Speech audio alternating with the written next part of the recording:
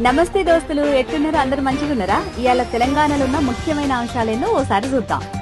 జూబ్లీహిల్స్ ఉప ఎన్నికలలో పోలింగ్ ప్రశాంతంగా జరిగింది. కాంగ్రెస్ అభ్యర్థి నవీన్ యాదవ్ తన ఓటు హక్కును వినియోగించుకున్నారు. ఈ ఎన్నికల కోసం పోలీసులు కట్టుదిట్టమైన భద్రతా ఏర్పాట్లు చేశారు. అయితే ఓటమి భయంతో బీఆర్ఎస్ నాయకులు పలు చోట్ల ఉద్దేశపూర్వకంగా పోలీసులతో, ఓటర్లతో, కాంగ్రెస్ పార్టీ నాయకులతోటి గొడవలకు దిగిండ్రు.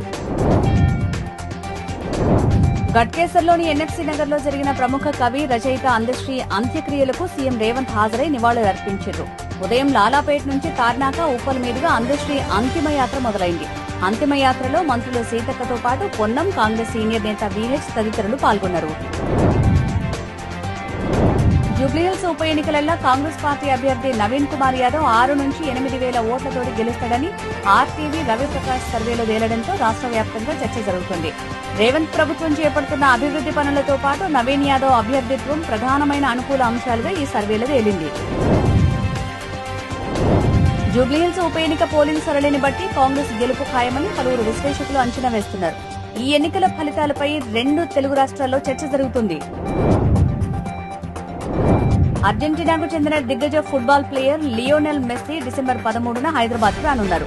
భారత పర్యటనల భాగంగా హైదరాబాద్ కు రానున్న మెస్సీ సీఎం రేవంత్ తో ప్రత్యేక భేటీ కానున్నట్టు సమాచారం. తెలంగాణ బ్రాండ్ అంబాసిడర్ గా మెస్సీని నియమించనున్నట్టు సమాచారం. ఇక మెస్సీ హైదరాబాద్ టూర్ కు సంబంధించిన పోస్టర్ ను నిర్వాహకులతో కలిసి ఆవిష్కరించారు సీఎం రేవంత్ రెడ్డి. ఇక ఈయుల్లా తెలంగాణలోన్న ఇయాలటి ముఖ్యమైన ముచ్చట్లు. రేపు మంచి ముచ్చట్లతోటి మళ్ళగలుగుతాం. క్షణార్థులు.